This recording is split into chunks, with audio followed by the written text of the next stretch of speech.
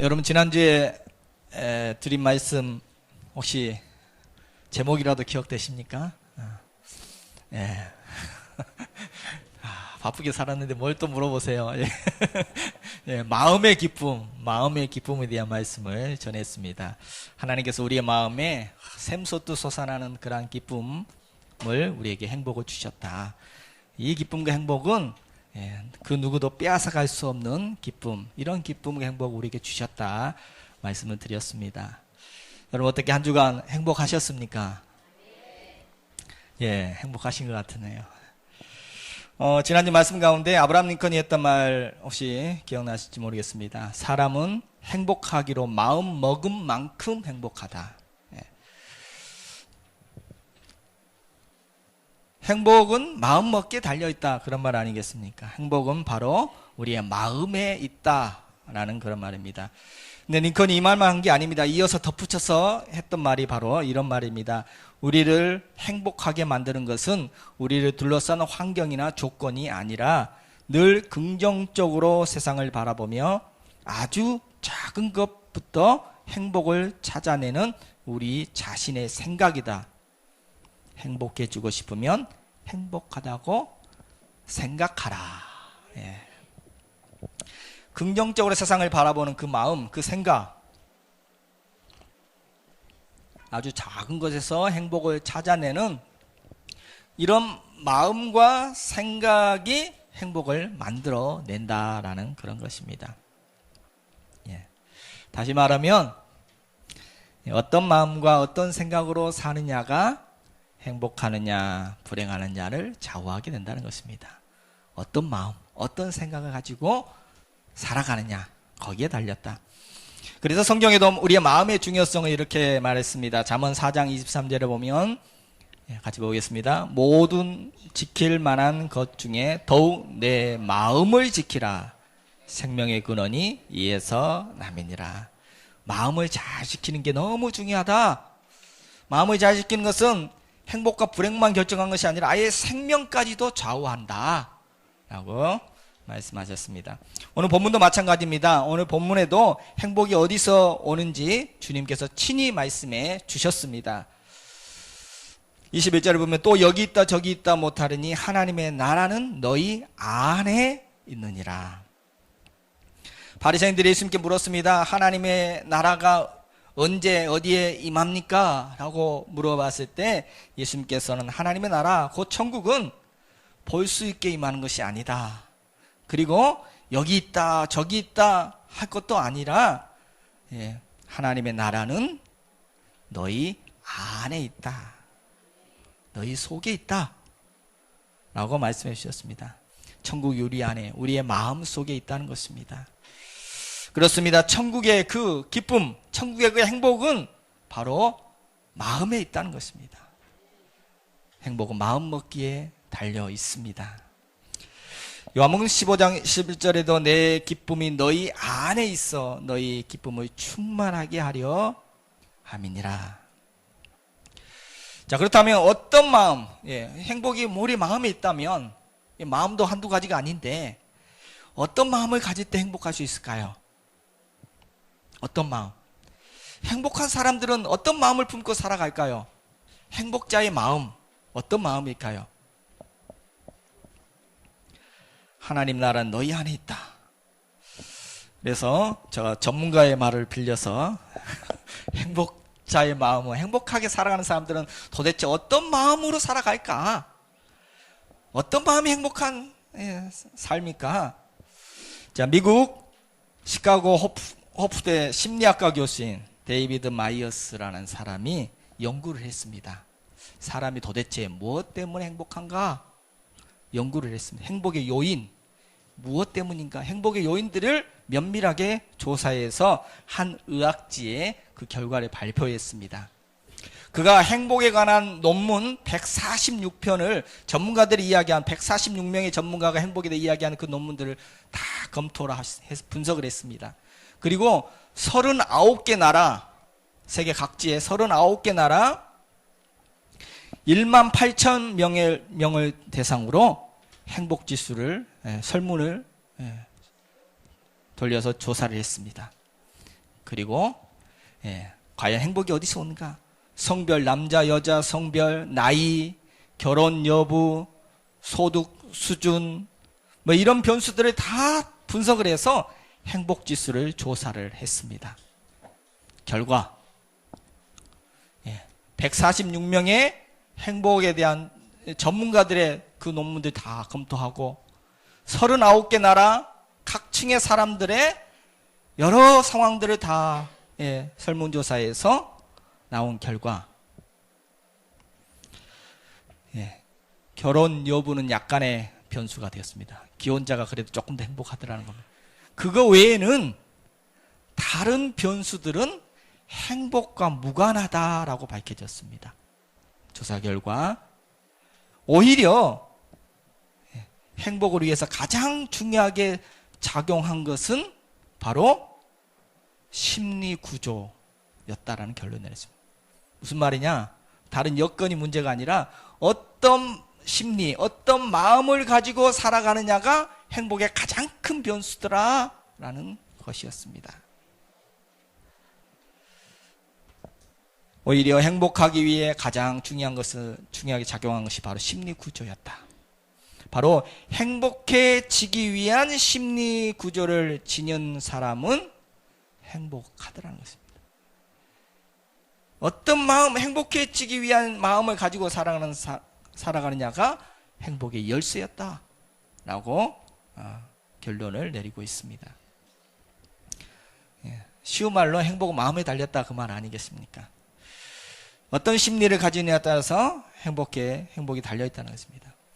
그러면서 행복지수가 높은 사람들을 행복지수가 높은 사람들은 과연 어떤 심리, 어떤 마음을 가지고 살아가느냐라는 것을 다시 분석해서 네 가지 마음을 종합해서 네 가지 마음을 발표를 했습니다. 행복하게 사는 사람들은 앞에 보이는 이런 네 가지 마음을 가지고 살아가더라는 것입니다. 나는 과연 이런 마음을 가지고 살아가는가? 보니까 행복한 행복자의 심리 구조는 자긍심이 높다. 스스로 긍지가 높더라는 것입니다. 두 번째로는 자제심, 욕심을 절제하는 마음이 있더라는, 욕심을 절제하는 자제심이 있더라는 것입니다. 세 번째, 낙관심, 긍정적인 마음이 있더라는 것입니다. 그리고 외향심, 자기 밖의 세상에 대해서 관심을 갖고 살아가더라는 것입니다.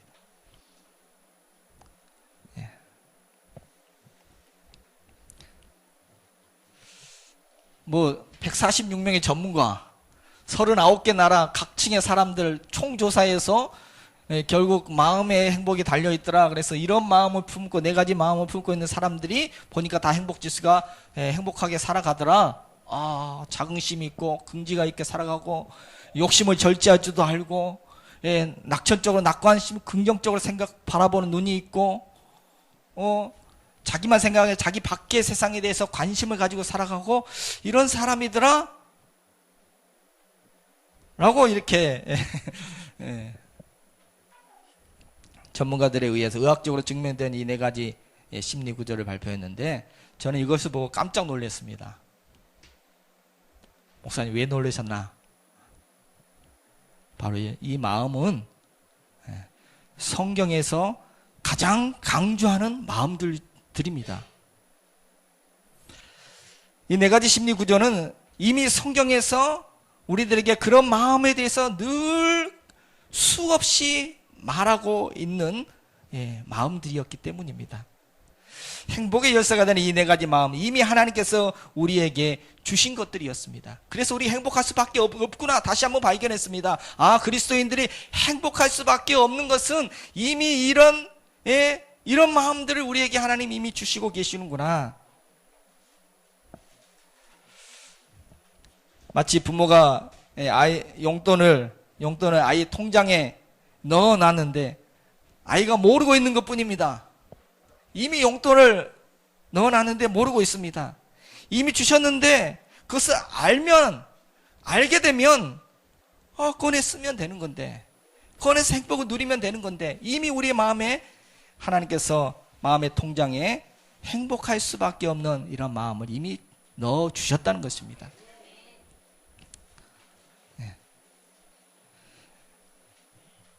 행복하기 위해서 우리에게 주신 이 마음, 용어만 조금 다르지, 용어만 좀 성경 용어하고 좀 다를 뿐입니다.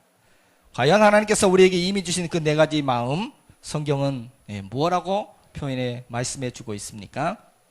한번 오늘은 이 네 가지 마음을 한번 살펴보고자 합니다. 여러분, 첫 번째 자긍심이라고 했는데, 자긍심. 마이어 박사는 자긍심, 스스로 긍지라고 이야기했는데, 성경에는 너는 존귀한 자다.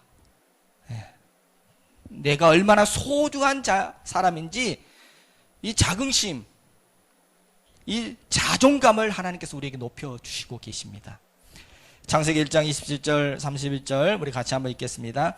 하나님이 자기의 형상 곧 하나님의 형상대로 사람을 창조하시되 남자와 여자를 창조하시고 하나님이 그들에게 복을 주시며 보시기에 심히 좋았더라. 아멘.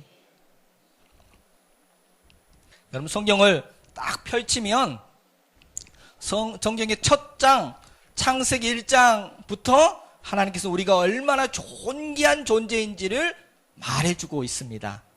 너희들은 하나님의 형상으로 지음받은 존재들이다. 복을 주셨다. 너희들은 복 있는 존재들이다. 너희들은 하나님 보시기에 심히 좋았다. 하나님의 최고의 걸작품이다. 예수님도 수없이 말씀하셨죠. 예수님도 예수님 앞에 모여있던 그 병자들, 연약한 사람들, 스스로 나는 쓸모없다, 나는 부족하다 말하는 그들을 향해서 뭐라고 말씀하십니까? 8가지 복이 너희에게 있다. 너희가 복 있는 자들이다. 너희가 바로 세상의 빛과 소금이다. 예수님 수없이 너희들은 하나님의 자녀들이다. 천국이 너희 것이다. 너희는 천국 백성들이다. 바울도 베드로도 수없이 이야기합니다. 너희들은 하나님의 택하신 자들이고 왕 같은 제사장들이고 거룩한 나라이고 하나님의 소유들이고 예수님의 생명과 맞바꾼 존귀한 자들이다 라고 수없이 성경은 우리에게 우리의 존재 자체가 내가 어떤 존재인지를 말해줍니다. 그렇습니다. 하나님은 우리를 행복하게 하시려고 우리의 마음에 너가 얼마나 소중한 존재인지를 말씀해 주시고 우리의 자긍심을, 우리의 자존감을 높여주시고 계십니다. 여러분, 그래서 교회 오면 많이 듣는 말 있지 않습니까? 당신은 소중한 사람, 당신은 존귀한 사람, 당신은 사랑받기 위해 태어난 사람. 여러분, 세상 어디 가면 그런 말 듣습니까? 한번 말씀해 보십시오. 어디서 그런 말을 듣습니까? 하나님 앞에 오면은 내가 누구인지, 너가 처음 지음받았을 때 존재 자체가 어떤 존재인지 까먹고 왔느냐? 다시 알려주겠다라고 다시 말씀해 주시고 계십니다. 내가 누구인지를 알려주십니다. 시편 16편 3절 같이 한번 보겠습니다. 땅에 있는 성도들은 존귀한 자들이니 나의 모든 즐거움이 그들에게 있도다. 아멘. 땅에 있는 성도들, 여러분은 존귀한 자들이다 라고 말씀해 주십니다. 그래서 나의 모든 즐거움, 하나님의 모든 즐거움이 너희에게 있다. 하나님의 행복이 성도들 너희에게 있다 라고 말씀해 주고 계십니다. 자신이 어떻게 생각하느냐에 따라서 행복할 수도 있고 불행할 수도 있다는 것입니다. 누구나 장단점이 있습니다. 자신의 단점을 보고 열등감에 빠져 살아가는 사람은 불행할 수밖에 없습니다. 그러나 내가 얼마나 소중한 존재인지 알고 하나님이 주신 그 장점을 보며 존귀한 자로서 자긍심을 가지고 당당하게 살아가는 사람은 행복하다는 것입니다. 그렇습니다. 하나님이 이미 행복자의 마음인 자긍심을 우리에게 부어주신 줄로 믿습니다. 행복자의 마음인 그 자존감을 우리에게 이미 우리의 자존감을 높여주고 계신 줄로 믿습니다. 또 두 번째 마이어 박사는 절제심이 행복자의 마음이다라고 했습니다. 하나님이 이미 이 마음도 우리에게 주셨습니다. 여러분, 절제심, 여기서 말하는 절제심이라는 욕심을 절제할 수 있는 마음이란 그런 이야기하는데, 우리식으로 표현하면, 성경에 표현하면 자족하는 마음, 감사하는 마음입니다. 여러분, 성경 수없이 감사에 대해서 우리에게 말씀해 주고 계십니다. 빌립보서 4장 11절 12절 사도 바울은 이렇게 이야기합니다. 같이 고백하겠습니다. 어떠한 형편에든지 나는 자족하기를 배웠노니 나는 비천에 처할 줄도 알고 풍부에 처할 줄도 알아. 모든 일 곧 배부름과 배고픔과 풍부와 궁핍에도 처할 줄 아는 일체의 비결을 배웠노라. 아멘. 오늘 사도 바울은 어떤 형편에서도 만족할 줄 아는 사람이 되었다라고 이야기합니다. 그런데 그것을 어떻게 이렇게 되었느냐? 배웠다는 것입니다. 하나님께 자족하기를 배웠다는 것입니다. 다시 말하면 하나님께서 그 자족하는 마음을 사도 바울에게 주셨다는 것입니다. 비천이든 풍부든 어떤 배고픔든 배부름이든 궁핍이든 어떤 형편이든지 간에 자족하시는 일체의 비결을 배웠다. 내게 능력 주신 자 안에서 내가 할 수 있다. 그렇습니다. 인간은 욕심과 욕망이라는 것은, 인간의 욕심과 욕망은 끝이 없습니다. 한이 없습니다. 그래서 절제심이 없는 사람은 아무리 많이 가졌다 해도 만족함이 없습니다. 결코 행복하지를 못합니다. 너무나 공허해서, 그래서 금수저로 태어났다는 사람들이 마약을 손에 댑니다. 만족함이 없다는 거예요. 하나님은 욕심을 절제할 수 있는 자족하는 마음을 우리에게 주셨습니다. 하나님은 욕심을 절제할 수 있는 현재의 삶에 감사할 수 있는 마음을 우리에게 주셨습니다. 인도 속담에 보면 이런 말이 있습니다. 악기의 줄을 너무 당기면 끊어지고 너무 느슨하게 하면 연주를 할 수 없다. 기타 줄이 있는데 너무 당기다 보면 팽팽하게 하다 보면 끊어져 버립니다. 근데 너무 느슨하게 하면 연주가 안 됩니다. 행복도 그렇다는 것입니다. 행복을 위해서 무조건 금욕해야 된다, 무조건 다 끊어야 된다, 욕심을 무조건 끊어야 된다, 그건 아니죠. 그런데 반대로 무제한으로 욕심 부려도 된다, 행복할 수 없다는 것입니다.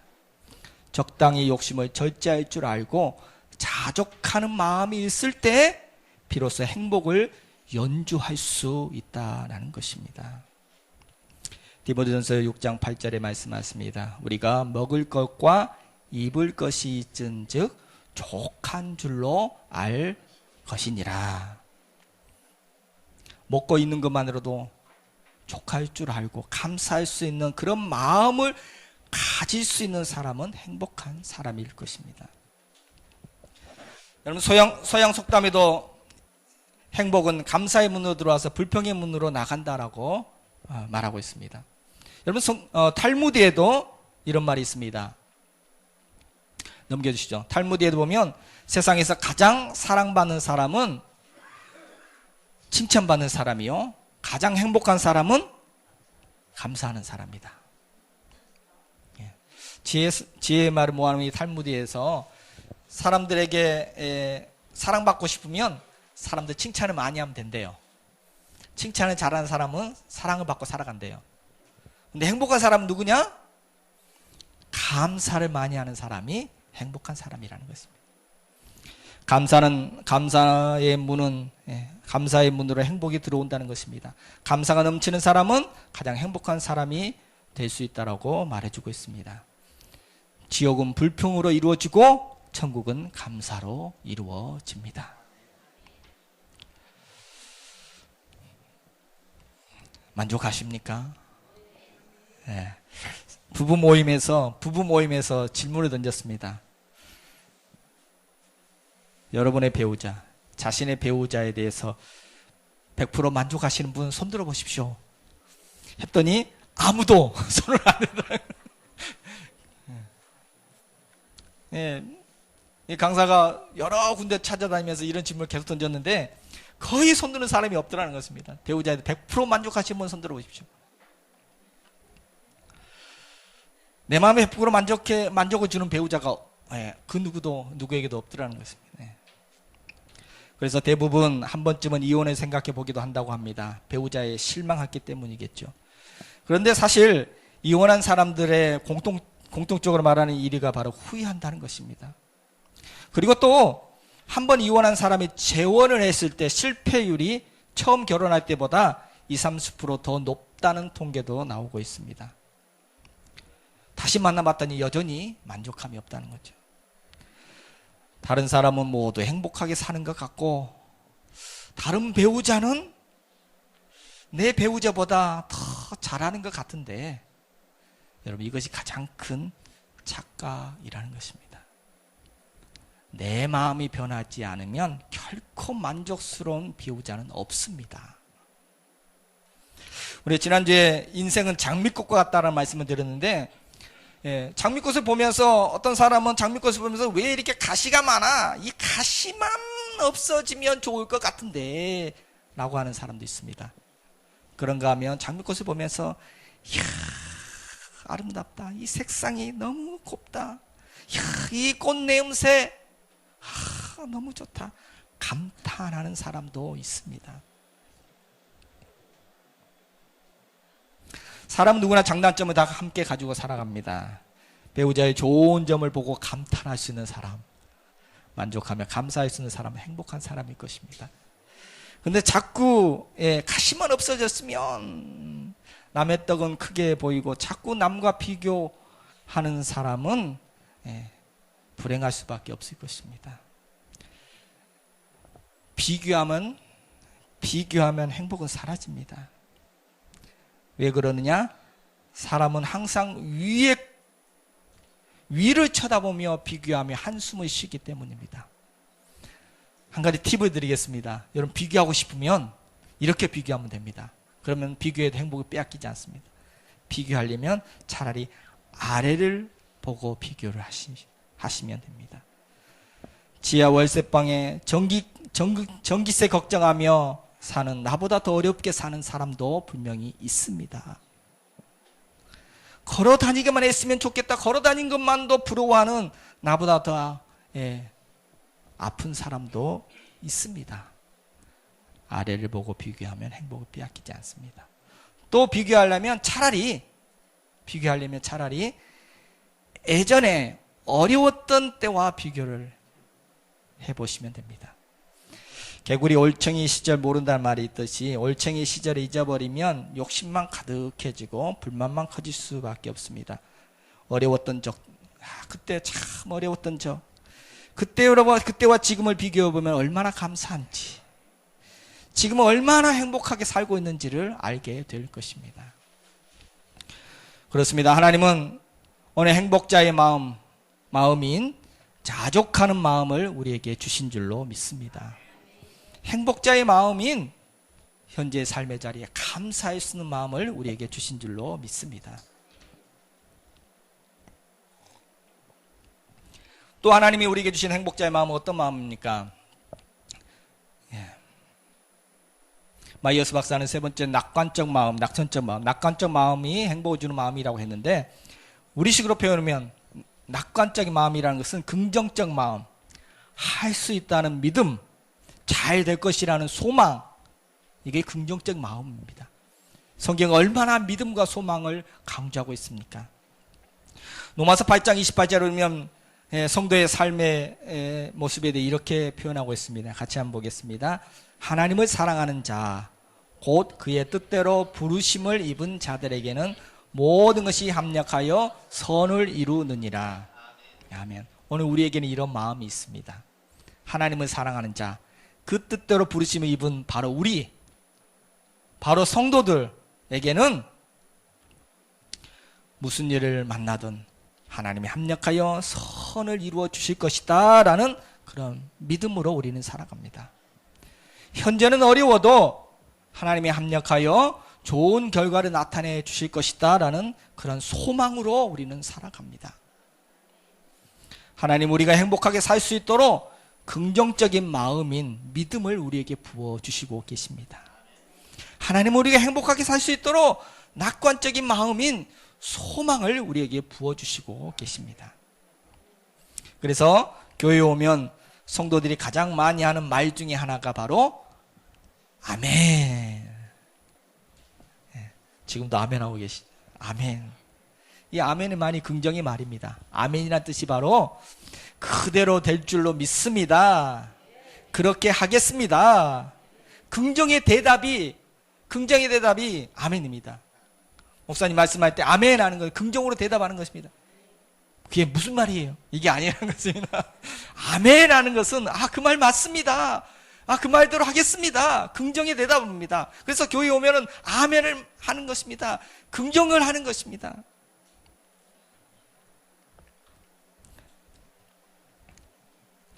고린도후서 1장 20절 같이 한번 읽겠습니다. 하나님의 약속은 얼마든지 그리스도 안에서 예가 되니 그런즉 그로 말미암아 우리가 아멘하여 하나님께 영광을 돌리게 되느니라. 아멘. 하나님의 약속은 얼마든지 예가 된다는 것입니다. 그렇습니다. 그래서 우리가 아멘 해서 하나님께 영광을 돌리고 하나님 주시는 행복을 누릴 수가 있다는 것입니다. 미국 심리학회 회장직을 역임했던 긍정의 심리학의 대가인 마틴 셀리그먼 박사는 이렇게 말했습니다. 행복과 성공의 삶을 사는 사람은 마음속에 항상 예스가 살아있는 사람이며 불행과 실패의 사람은 마음속에 항상 노가 가득 찬 사람이다. 마음속에 예스, 긍정이 가득한 살아있는 사람은 행복한 사람이고 마음속에 부정이 가득한 사람은 노, 부정이 가득한 세상은 늘 부정적으로 보는 사람은 불행할 수밖에 없다는 거죠. 우리식으로 말하면 아멘이 살아있는 사람은 행복한 사람이라는 것입니다. 그렇습니다. 하나님은 이미 행복자의 마음에 낙관적인 소망을 우리에게 부어주신 줄로 믿습니다. 우리의 마음에 행복의 마음인 긍정의 믿음을 부어주신 줄로 믿습니다. 마지막으로 하나님께서 우리의 행복자의 마음, 우리에게 주신 마음은 어떤 마음입니까? 마이어스 박사는 네 번째가 바로 외향적인 마음을 가진 사람이 행복하다고 했습니다. 외향적인 마음, 그는 표현하기를 자신 밖의 세상에 대해서 관심을 갖고 살아가는 그런 마음이라고 표현했습니다. 우리식으로 말하면 나 밖에 다른 사람에게 관심을 가지고 다른 사람에 향한 사랑의 마음을 품고 살아가는 사람이 행복하다는 것입니다. 로마서 12장 15절 즐거워하는 자들과 함께 즐거워하고 우는 자와 함께 울라.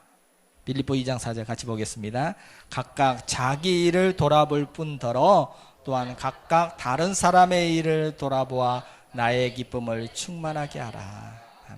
자기 일만 돌아보고 자기 생각만 하고 자기 속에 갇혀 마음을 닫고 살아가는 인생은 불행할 수 있어요. 다른 사람을 생각할 수 있는 사람, 마음을 세상을 향해 눈을 돌릴 수 있는 사람이 행복하다. 외향성이라는 것이 외향적인 마음이라는 걸 잘못 생각하면 이거 외향적인 마음? 나서기 좋아하는 마음인가? 말이 많고 밝은 성격을 말하는가? 여기서 말하는 외향성이라는 기질을 말하는 것이 아닙니다. 자기 밖의 세계에 대해서 관심을 가지는 마음, 다른 사람에게 관심을 가지는 마음, 다른 사람을 사랑할 수 있는 마음, 이런 마음이 행복의 마음이라는 것입니다. 요즘 보면 자기 세상에, 자기 세계 속에 숨어서 사는 사람들이 부쩍 많아지는 것을 봅니다. 마음 문을 굳게 닫고 또 다른 사람의 마음에도 전혀 관심이 없고 그저 막대기가 부딪히듯이 몸이 건조하게 생활하는 사람들이 많습니다. 아닙니다. 하나님은 다른 사람에게 관심을 가질 수 있는 마음을 우리에게 주셨습니다. 다른 사람을 사랑할 수 있는 마음을 우리에게 주셨습니다. 사랑하며 살 때 더 행복하게 살 수가 있습니다. 사랑하며 살 때 더 나은 삶, 더 인간다운 삶을 살아갈 수가 있습니다.